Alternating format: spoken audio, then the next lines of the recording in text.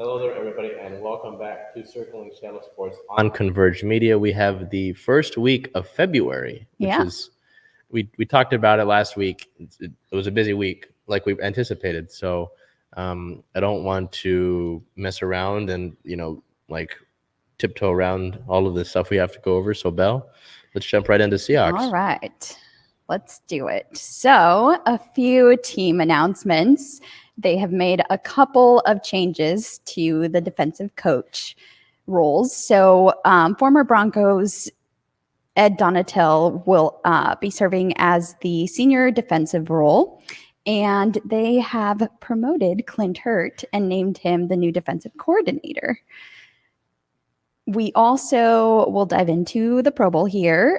Russell Wilson did participate. He had 9 out of 17 completed passes for 77 yards, and unfortunately also threw 2 interceptions and was sacked once. The AFC beat the NFC for the 5th year in a row with a score of 41-35.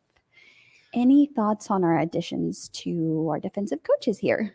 On the defensive side of the ball, adding Ed Donatel to the defensive staff in that senior role and avoiding making him the actual defensive coordinator, I thought was a good move. I didn't really, Donatel, I mean, you're getting older, it's especially if you look at it, the NFL in the current state, you don't necessarily need sort of the older-minded defensive coaches, right? This league adapts year in and year out, and you need to be able to learn how to adapt, right? I mean, after a while, the NFL adapted to the way that the Seahawks played. The Legion of Boom played in 2013, physical defense in the secondary, right? They implemented those rules, all that kind of stuff. That bump and run coverage, you can't do that anymore, right? So to have somebody that was a little bit older, I thought would have been a mistake, potentially. So that's how I feel on Donatel. Clint Hurt is an interesting promotion. I mean, he's been with Seattle for a decent amount of time. The D-line has had its successes, even despite having potentially, I guess you could say, the lack of talent there. I mean, you don't go out and necessarily get too many of the big names in free agency. I mean, you trade for Carlos Dunlap a few years ago. But I don't know. It's tough because, with the way that the Seahawks situation has been for the past few years is that you want to go out and upgrade the best ways that you can with the window that Russell Wilson provides you.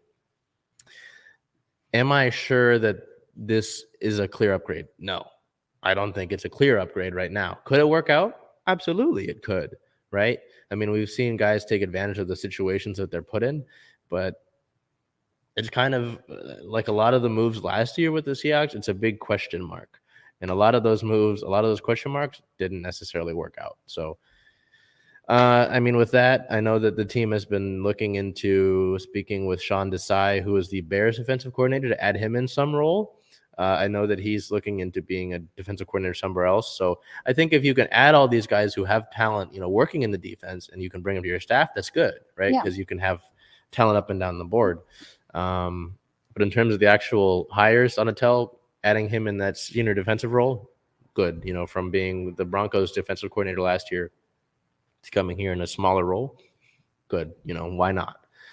Hurt, I can't be for sure. That's a big question mark for me. To be continued. As we move on to our league news here, Tom Brady officially announced his retirement in an Instagram post. A lot of cheer from you over here. Despite the fact that I was wrong and I thought he would exactly not go out that way. I'm happy about it. It's finally over for now, though. I mean, you look at, I don't know. Again, it just doesn't sit with me. It's like, is he really done? It's kind of one of those things. Like, is it really over? Is it after all these? Again, to age you guys again, playing career longer than I've been alive. Okay. I don't know. Well, he did retire and then come out of retirement, right? Technically. Sort of. He was like, "Oh, I'm not." Well, he said he was a long way off from deciding, and then like a few days later, "Oh, actually, yes, it's okay. I'm done." I thought that he had dabbled with retirement before joining the Buccaneers as well. The thought was there. Okay. But I don't think he was like ready to finally, be like, I'm done. And he is now. Maybe. We'll see. He stated that he's not going to be making that competitive commitment anymore. He's loved his NFL career, and now it's time to focus his time and energy on other things that require his attention. And we could all assume that means family and spending more time with them. So as we move on here, Washington has renamed their team. Can you take any guesses? I don't know if I need to take guesses. I think for the longest time, I think it was kind of a split between I think the Commanders' name's always been there as the name that they officially picked after a year and a half, which we'll talk about that. So to just kind of look at the situation with Washington's name, someone brought up a good point with Cleveland, right? And the Guardians, they were able to get that all changed and figured out in the same season. They said, hey, we're going to take away the Cleveland Indians moniker and we're going to figure something out. And then in the same season, they said, okay, we're going to be the Guardians. Washington, they messed around. I know they had that fiasco where they released the potential names out to the public, and then somebody went and trademarked all of those names. Come on, you got to be smarter than that. That's why, with the Kraken, I know that they use offshore accounts in London and all this stuff to be secretive about the name so nobody would figure it out. That organization as a whole is an entire mess. I just hope that the fan base is able to get that away from Dan Snyder, because he is just a despicable human being in general. But if you're asking me just about the name, the Commanders, it's fine. I don't really care. It'll probably grow. But it's better than what it was is the main point here. Yeah. And it doesn't look like there were much changes to the logo overall. I think the W looks the W the same, is fine. Right? Yeah. So not much change. But would you like to start us off on the Mariners here? So we head over to the Mariners. I mean, it's not exactly a Mariners segment as we continue with the MLB lockout and we continue to look at how that is going. Man, if you've ever seen kindergartners or preschoolers argue, this is basically the same thing. So on the 1st of February, the MLB, a delay was inevitable. Little progress was made in the meeting that day, and the on-time start of spring training was in grave danger, as it has become apparent as we've continued on.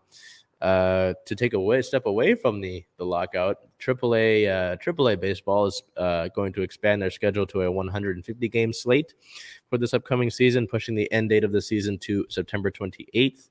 But also, that was announced on the 3rd of February. Also on the 3rd, the MLB called for a federal mediator to get involved, trying to seek immediate assistance to help resolve the lockout. On the 4th, the Players Association denied a mediator. The players just basically said, we don't need a mediator. We have what we want on the table. You're just declining it. Yeah. Also on the 4th, longtime umpire Joe West retired. He had officiated the MLB record 5,460 games in the MLB. So long, Joe West. I could say things. Yeah. He's not the greatest umpire in the world, but I mean, it's a feat, And then so on the 7th, a labor secretary contacted the MLB, basically saying, "Hey, I'm willing to get involved if you want me to." Marty Walsh communicated that to the league in regards to the lockout negotiations. Also on the 7th, Major League Baseball is stopping steroid testing for the time being. The league stopped drug testing for the first time in 20 years after the joint drug agreement expired during the lockout. So I'm sure they'll work on another one. Yeah. But for the time being, unless they re-up, no. That's interesting. But so just to look at the lockout, It sounds like, from what I can gather from the MLB players, is that the players have offers on the table. And it's just this is just stuff that's improvement of, pay for the younger players and just stuff here and there. It's that the league is no, and they're staying with their lowball offer, and that the players are whittling it down. I read from one of the players that if the league offered the same CBA that had been in place the previous one, they would go play baseball right now.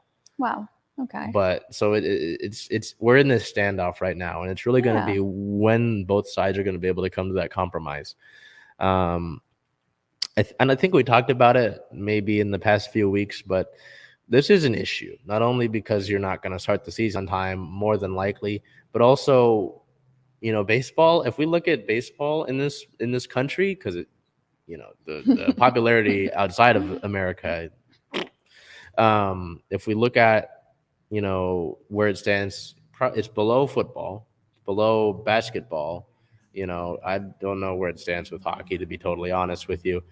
I know it's below soccer. Well, maybe not in America, but it but more so maybe in Seattle, right? You look at the way the season ended, how much hope there was, how many people showed up for those games, how much energy there was in the building.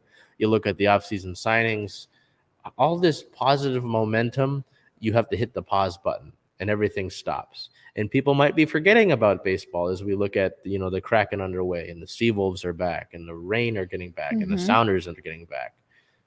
You might forget about it. I mean, all this positive momentum, and then it all just stops, can drive people away. Because I know it did in 1995 when that lockout happened. I wasn't alive at the time, but I was, from reading about it, I know that stopped a lot of people. It alienated people from wanting to be fans of baseball. They're like, oh, you guys are just going to squabble. I wanted to come out to the games. That's a darn shame. Hey, look, basketball's on, Right.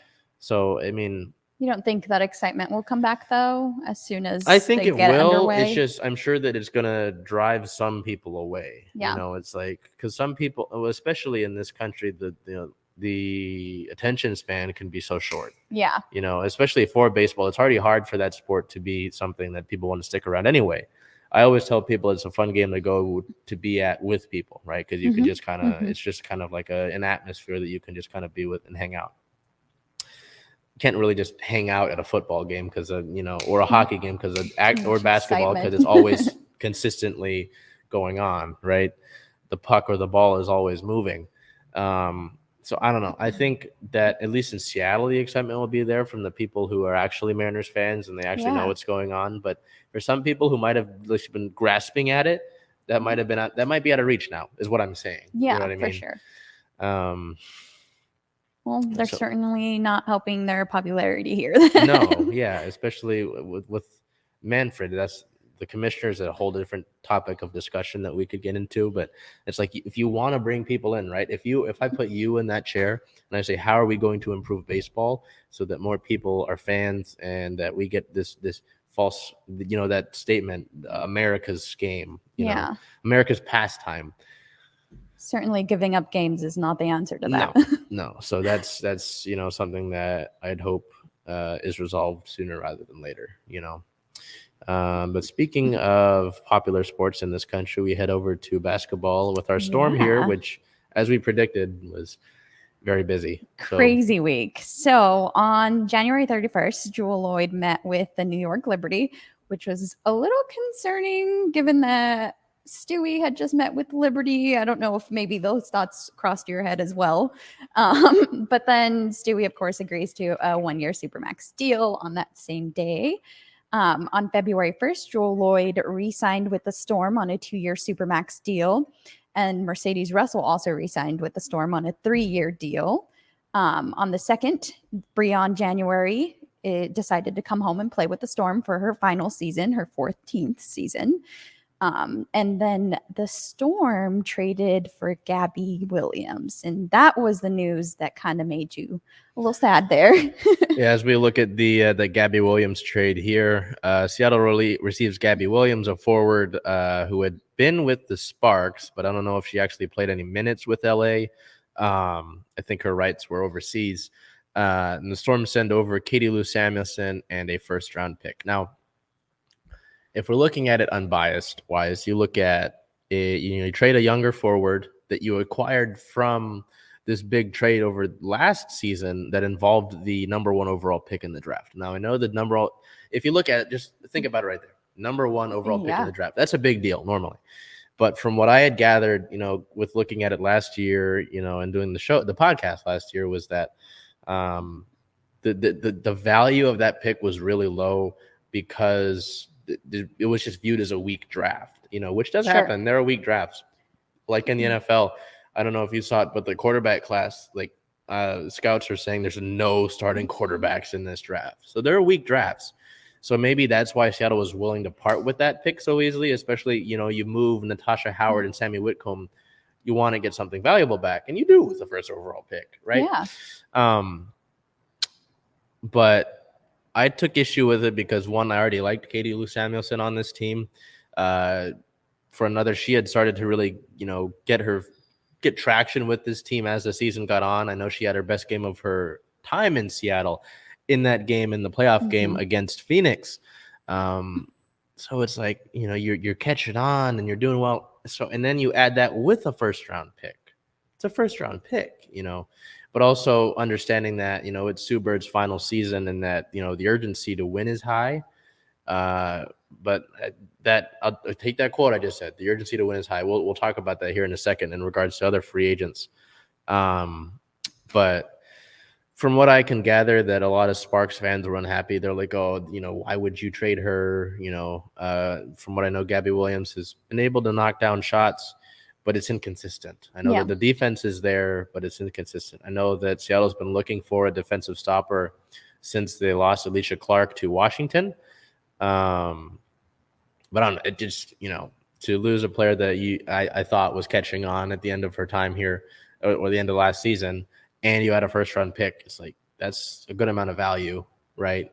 So that's why that sucked for me. Yeah, and she stepped up games that Breanna Stewart was obviously out, so that speaks a lot to what she can do, and you'd like to see her reproduce the same amount with Breanna Stewart on the court. So definitely a heartbreaker there. On more happy news, Sue Bird credits her fans in aiding her WNBA return. So the chanting helped, and that actually changed her decision and made her come back. So we're happy to show her how much we support her and glad that it had a good turnout.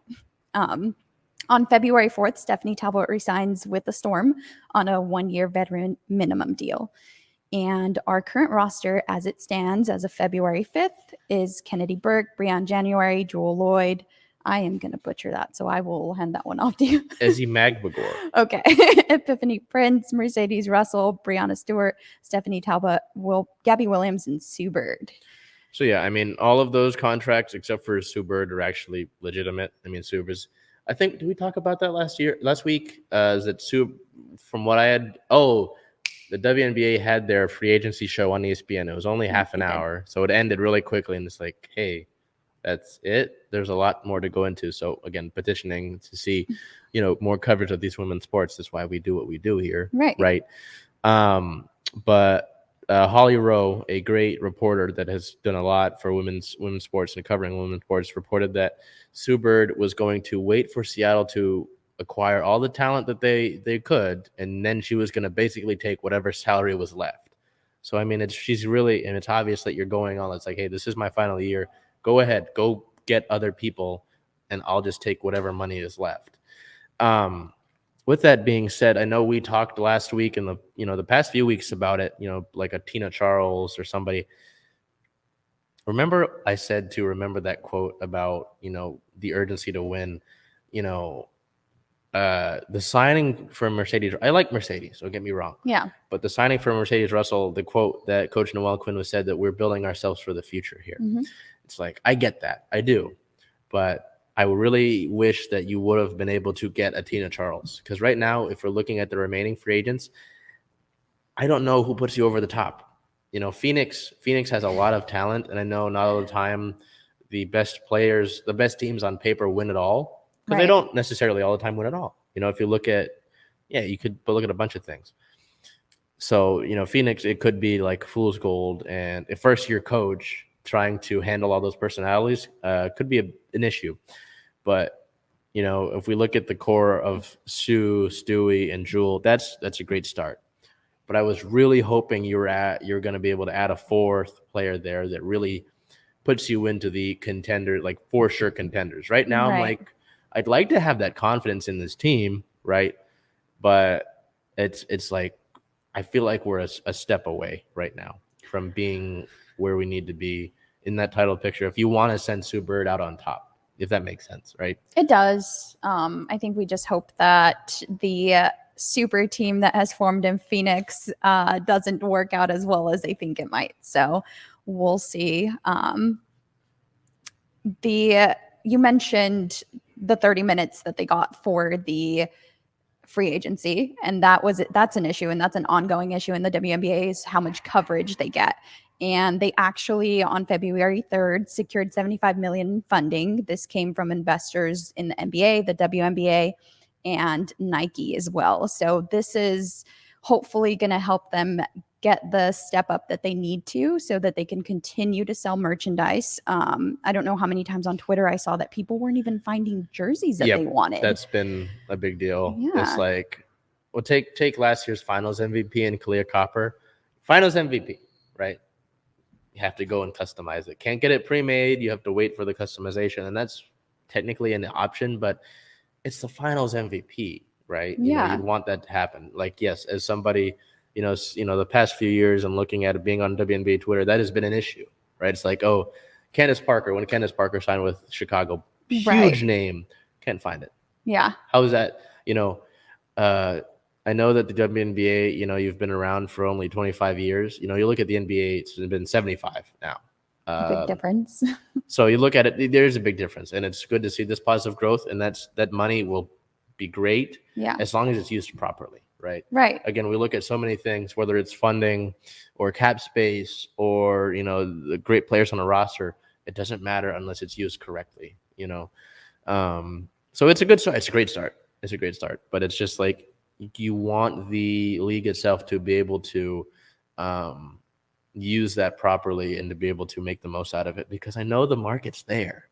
The market is there, It's just about capitalizing off that and being able to build off that. If you really want to look at this league, 50 years in the future and see where it's at, right? As long as the planet's here, because climate change and all that. But yes, that's if you're looking at it just baseline, I think it's a great start. Yeah, I agree. Hopefully that continues, and hopefully everyone sees the importance in showcasing the WNBA a little bit further down the line as well. Would you like to segue into our Seattle Sounders here? So we look at our Sounders here who are continuing their preseason training. Not too much really going on for Seattle. I mean, I know they continue on the preseason trek. In team-related notes, the Sounders did loan a homegrown player and Ethan Dobelair to a club in Czech Republic. That loan lasts through May 31st of this year, so not too long. That goes to that club is Viskov. Viskov's their end of their season. So really a relatively minor situation there. But it's good to get, somebody who's like, it was funny. I don't remember who it was, but there was a player who was like, it's my 16th year in the league. And then Dobelair is like, it's my 16th year being alive. He's a young player. Yeah. So, to get some people there. Again, to get that experience is, it's great, and it's positive to see that. But I don't think it's much concern. And it makes sense considering, as we've talked about in the last few weeks, with how stacked this roster is, right? Why not go send a young guy over to get some more experience while he's probably not going to get playing time? Why not, right? Get him some more development. So there's that. And then a former Sounder and an actual basically true Seattleite in DeAndre Yedlin, former Sounder, O'Day High School alum, returned to the U.S., not with Seattle, though. He signs with Inter Miami. He did mention wanting to end his career in Seattle, but he is signed with Miami through 2025. So it might be a little bit. Yeah. But as we look at it here with the Sounders, again, they're continuing training. They don't have their first game until 10 days from now against Montagua in the Leagues Cup with a 6 p.m. kickoff. So that's still there, but still, we got to get some more training. As we transition over to our Seattle Kraken here, over the past week, played 2 games, as it is now technically the All-Star break, even though that get back to games in 2 days. But we'll look at the past 2 games for Seattle here on the first of the month. It's the first of the month. They played the Boston Bruins in Boston, losing that game 2-3. Another tough game where Seattle really held on for a while, which they've been doing so kind of ever since Davy Jones was introduced. kind of funny. Good luck charm. Player of the game would be right winger Jonas Donskoy in that game, scoring his first goal of the season, halfway into the year. So finally, Jonas is able to break through the proverbial glass ceiling and get through there after not being able to score over half of the years. It got to be a little difficult.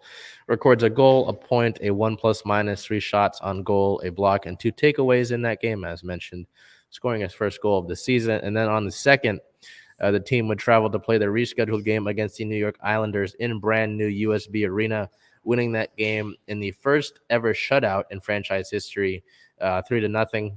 So we got 2 players of the game here. Jared McCann, the center, recorded a goal and assist equaling 2 points, a 2+- with 2 shots on goal and a block.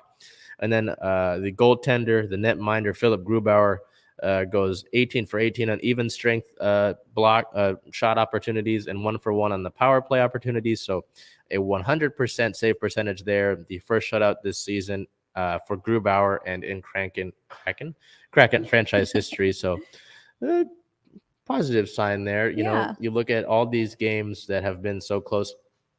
Look at it this way. Okay. I know that this has been something I've had to talk about to the duration of the season. It's an expansion team, right?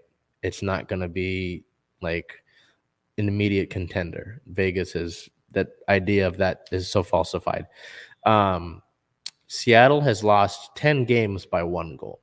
Oh my goodness. So you're hanging around. You're in there. I mean, and you can count the number of blowouts on your hand. So I think that shows a lot, especially considering it's your first year. The goaltenders haven't played as well as you've liked early on, but have really started to pick up their stride. The team, same thing. They really haven't played as you'd hope, but they've kind of picked up their stride here, and they're playing better. They're playing tight games. That's what so many people thought this team would be like. As we looked at it in the beginning of the year, tough defense, good goaltending, close games. Seattle's going to have to figure out how to score. That's what they've been doing lately. It took you half the year, but you're figuring it out. So it's this team's getting to where it needs to be. You've got a lot of cap space next season, and you've got the number 2 overall pick in Matty Beniers, who is going to play in the Olympics here. He's a young guy coming out of college at Michigan, and Michigan, looking to win a NCAA title in men's hockey. He'll be added to the fold at some point, So it's a process. Not to quote the 76ers basketball team there, but it's something that's going to be worked on, and it's not going to be an immediate success like that. But to see that you're hanging around in those games is important, and is a positive sign that I think, at least, confidence boost, hopefully, for the whole team. Yeah, it's better than you going out a few weeks ago and losing to St. Louis 5-0. Yeah, that doesn't help you. Right. There's not much you can look at there and say, hey, we did that. No, you got blanked. You gave up 5. You lose to Boston 2-3, and a team that Boston that's like hung around and has always been relatively competitive. There's some positive in that, So that's my spiel on it. As we look to team-related news, on the 1st of February, the team recalled 3 and added 1 to the COVID list. Max McCormick, Cole Lind, and Connor Carrick were all recalled from AHL Charlotte, and defenseman Will Borgen entered the COVID protocol, hoping that is the majority of it, that doesn't spread. And then brothers Cale and Hayden Fleury played together for the first time at the professional level in the win against the Islanders that day. On the 2nd, the team sent 5 back to Charlotte. So goaltender Joey Decord, forward Max McCormick, defenseman Cale Fleury, defenseman Connor Carrick, and forward Cole Lind all got sent back to Charlotte. And that was mainly because we're going into the All-Star break. We're not going to get pro games for them. Why not send them back to Charlotte where they're going to get actual PT? And on the 5th of February, All-Star Jordan Eberle participated in 2 events. Well, mainly 2 events. He participated in the Fountain Faceoff and the Metro versus Pacific Division All-Star game. Eberle would finish second to last in that Fountain Faceoff and score a goal in the All-Star game. So cool to see the first ever Kraken All-Star score, the first ever All-Star goal for the team there. So good to see Ebbs get involved there, and hoping that the All-Star break is a good spot for him to really sort of reset, because he was the team's leading scorer for the longest time, had the first hat trick in Kraken history, and since then has at least not points wise has not really showed up. He's just kind of been doing there, just skating around, being there, contributing in ways, but not at least on the scoreboard. So hope that at least for a lot of these guys, just a way to recharge the batteries and really sort of sit down and get back to business and be able to take a break, because technically it was the All-Star break. So the way we look at it now, the Kraken sit at 15 wins, 27 losses, and 4 overtime losses, resulting in 34 points. Still sitting in 8th in the division. I don't know if we'll crawl out of that. Stuck there, huh? Yeah, maybe towards the end of the season, but if you go on a run.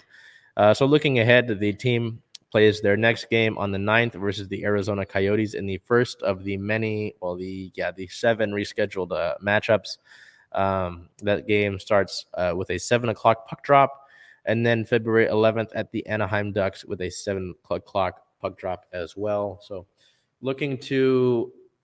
I think the most that I can ask of the team as we continue this season is that they continue to play those close games, and just stay competitive. That's it. As we look over to our OL Reign here, some positive news going forward. It just kind of looked like we were sitting for the longest time, not knowing the schedule, not knowing kind of what's going on. Again, though, this is a league that started 9 years ago. It's not like other soccer leagues or other leagues in general that have been around for 50 plus years, right? So on the 1st of February, the Reign announced their preseason roster. I'll give you a look at that there. The goalkeepers are Claudia Dickey, Laurel Ivory, so both of those involved in the sort of draft class there. Cosette Morche is still on loan over in Sweden.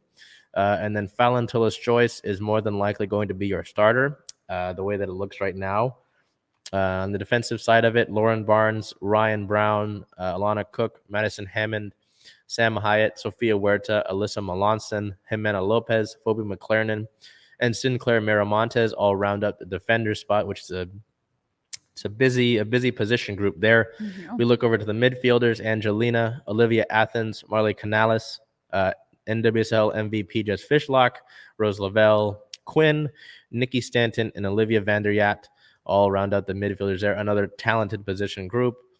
In the forward spots, Bethany Balser, Zanette Kajan, Ziara King, Veronica Latsko, Megan Rapino, and Ali Watt will round out the forwards group there. So you're getting your look at what is the preseason roster that can obviously change I'm hoping at least that we see some loans from Lyon. I didn't mean to say it like that. Loans from Lyon. Just because I think we talked about it recently that I like where this team is at. Don't get me wrong. I love the team. I love that you kept a good amount of the core. But I just like with the Storm, I need to see another piece that puts you over the hump for sure. Like, again, it could be you could see some jumps from players, right? And you could see that growth from within. But I would like to see another big piece come in to really cement yourself as a contender this year, Yeah. And if you don't get that, like you said, you don't know. Someone might surprise you. It could be, you get somebody from within who's able to really just take that jump and elevate you, right? But at the current time, you don't really know that. So I guess I'd want insurance is what I'm looking for here. On the 2nd of the month, Teresa and Bill Predmore, the founders and the original owners of the club, stepped down from their operating roles with the Reign. The couple will remain minority owners. Vincent Bertholo has been appointed to the role of Chief Executive Officer of the Reign.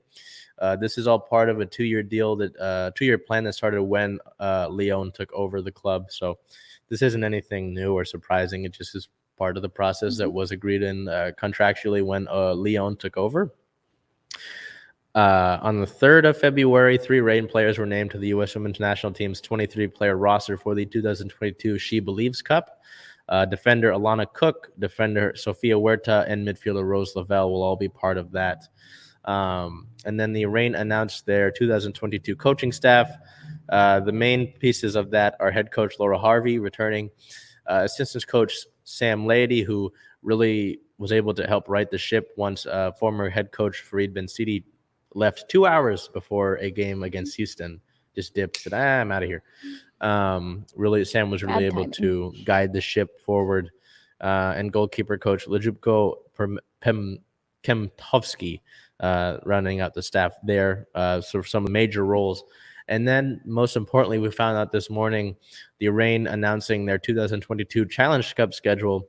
So if you don't know what the Challenge Cup is, it is effectively like a tournament leading into the regular season. There is a cup involved. Portland won it last year, but it's effectively relatively similar to preseason, right? It's just a tournament, preseason tournament. So we look at it here. March 18th, Challenge Cup kicks off versus the Portland Thorns at 7 p.m. here at Lumen Field, the Lumen Field home opener for the Reign. Then they go on the road on March 26th at Angel City FC with a 1 o'clock start. That is the first match against Angel City, one of the new expansion squads. April 2nd at the Portland Thorns at 7 o'clock. April 14th back here at home versus the San Diego Wave at 7 o'clock. That is the first match against San Diego, the other expansion squad. April 17th versus Angel City at 4 o'clock. And then April 23rd, rounding out the scheduled parts of the tournament against the San Diego Wave in San Diego at 7 o'clock. So there will be more rounds than that. That's just the scheduled part of it, right? I guess the group stage before you get into knockout rounds. That's an exciting kickoff against Portland to open it up at Lumen. So Yep. So I know the tickets are available now. So if you're able to do so, I mean, they're below $30. $20 to get into a pro sports game in a venue like Lumen Field. Why would you not take that up? And they're on Fridays. There's some during the week if you want to get a weekday game. There are weekends. There's a Sunday match in there. Hey, get involved. The weather's getting better. Yes. I mean, yesterday it wasn't warm, but it was sunny and it wasn't too freezing, so it's getting there. It is getting there. So that's a big deal. Another big deal as we look into league news here is that the NWSL and the Players Association signed their first ever collective bargaining agreement. The landmark deal introduces player free agency, higher salaries with annual increases, and other health and wellness benefits running through 2026. That's when that collective bargaining agreement comes to a close. So we'll break it into three main pieces here: compensation, free agency, and then player safety. So in compensation, there's a 160% increase in the minimum salary to $35,000 with a 4% in year-over-year increase. There are the step ladder increases in 2022 salaries to protect players above the minimum in the 2021 401k plan, with matching contributions from the league taking place in 2023. Minimum standards for housing stipends. So housing, that's a big deal. Yeah. As we look over to free agency. So free agency in 2023 begins for players with a minimum of six service years. In 24, it begins for players with 5 service years. 24 begins with 3 service years. So kind of you can see the progression there. And then there will be a 4-week severance pay plus 30 days housing and health insurance for waived players. So that's something that I don't think any other league has, like if you look at the NBA, that's not something that takes place, right? Yeah. I mean, like, let alone severance pay, but housing, for players, or insurance as well for players that aren't on a roster and that have been waived. So that's a big deal. Yeah, it is. And then player safety, there will be a robust workers' comp, up to 6 months of paid mental health leave. That's again something that I don't know if we've seen with these other leagues, and 8 weeks of paid parental leave. So that was a big deal for the longest time, looking to get a collective bargaining agreement in place. And then finally able to do so is a really big deal. So, even more excitement as we look towards the NWSL season. Looking ahead now, we have somewhere to look for actual scheduling and an actual game to point towards. March 18th versus the Portland Thorns, with a 7 o'clock start, Challenge Cup and the Lumen Field opener. So busy week. It's a lot. Busy week going on with the Seahawks.